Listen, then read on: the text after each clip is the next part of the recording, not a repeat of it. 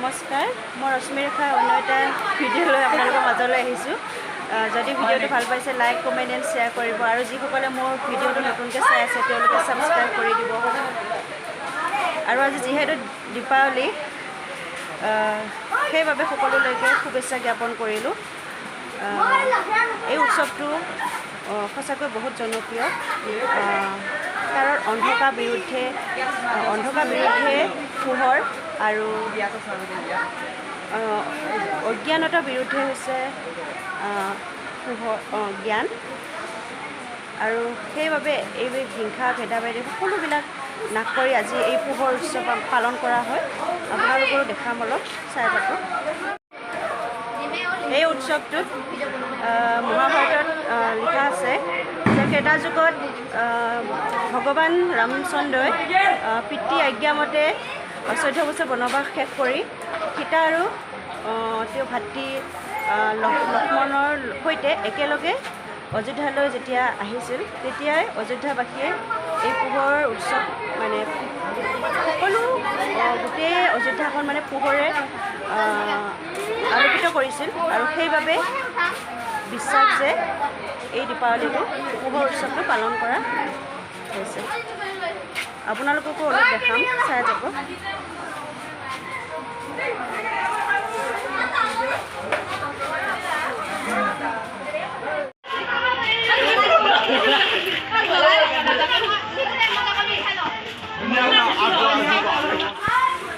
মই ফৰকটো দেখুৱাই দিয়া আকৌ ঘৰৰ চাইডে হাঁহি দিয়াচোন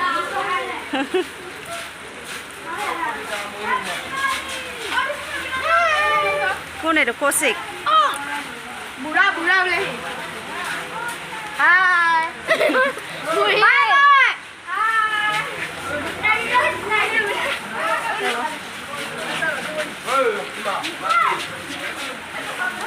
তাৰ নিকেতনতো আমাৰ পোহৰ উৎসৱ দীপাৱলী পালন কৰা হৈছে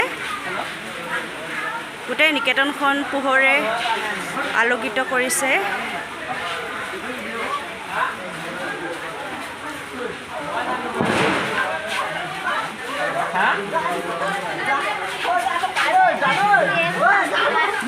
মিঠাই খাইছা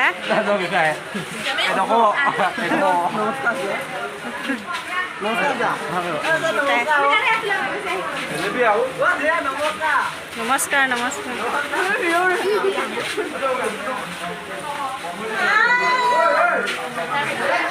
আকৌ এবাৰ কৈ দিয়াচোন কৈ দিয়া দিয়া প্ৰথমবাৰ কৈ দিয়া